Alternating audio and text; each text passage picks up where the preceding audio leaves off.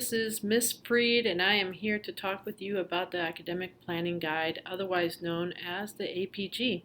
You can find the APG under Forecasting, or we will be posting it on your Google Classroom. We want to make it really accessible to you, so we put it in an online version so you can actually see it from your phone. But it is a pretty big document, and I'm going to go through it just pretty quickly, but I'd like you to get familiar with it. We have links to the different areas that you might be looking at, for example, the different subject areas, but this page is really important. Page number 4, it has all our courses under the different subject areas. This is the page you might be wanting to use when you're thinking about what can you take that will fulfill the requirement for career education, let's say. Well, we have a lot of classes that are under career education, CE. You'll see that there. We have, for example, the Education and Human Services has a whole bunch of classes, computer science. For example, let's say you want to meet the requirements of 2 years, 3 years in languages, and here are some of the classes that we offer under languages. That's a fine arts requirement, but there are other classes that you can take that meet those fine art requirements. For example, in theater or in music, in the arts.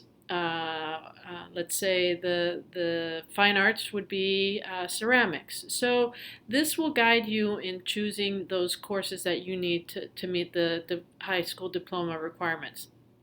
But this document will also talk about or indicate what other differences you can have in your education plan. If you're planning on, for example, going to a 4-year school, there are other requirements, and you can read about that in this guide. Another important thing about this guide is that it indicates what classes have college level credits.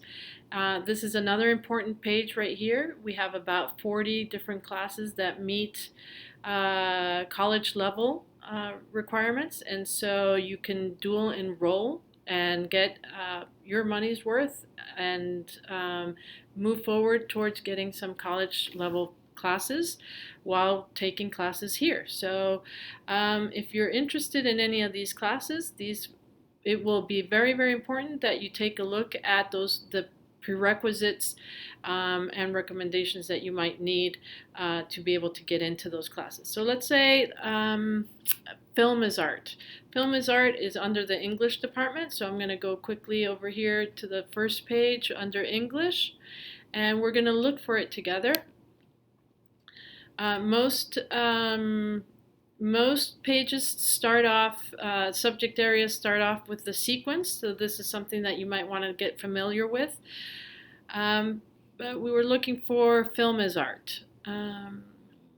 Where is it? Here it is. So film as art is offered to 10th graders, 11th, and 12th graders. It's a trimester long class, so that means you get 0.5 credits, and it does have a prerequisite of having taken English, at least a year. And so again, here it says it's a college level class, and the course description is right here. That is how you might use the academic planning guide during your forecasting. You want to get familiar with what the prerequisites are, and if you're curious about the differences between one class or another, what's the difference between writing 115, 121, or writing 121 and 122, you can read about it here. Some of these classes might indicate, or the course descriptions might indicate how heavy the homework load is, and it'll give you other ideas of what will be happening in that class. So I encourage you to take your time and go through the different courses that we have to offer. Spend a little time paging through this because there's a lot of information. For example, let's say you're bilingual and you might not have known, but it's in here that you could get a biliteracy seal when you graduate. That's a recognition that you are fluent in more than one language. Or there are multiple ways that you can meet your reading and writing essential skills. And how can you do that? That's here. Or if you're thinking you'd like to go to a university with a NCAA requirements, well, what do those look like? That you will also find that here. So I encourage you again to take a look at this document, use it.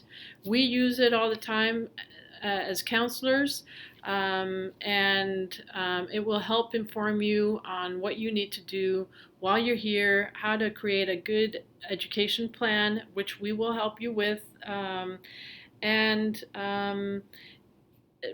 just make it something, make the habit of taking a look at it, especially now that you're forecasting. Good luck with all that information. I know it's a lot, but it's accessible to you, and we would like you to become familiar with it. Thanks for paying attention, and we will see you soon. I look forward to meeting with all of you, and all of us here in the counseling department are looking forward to forecasting with you.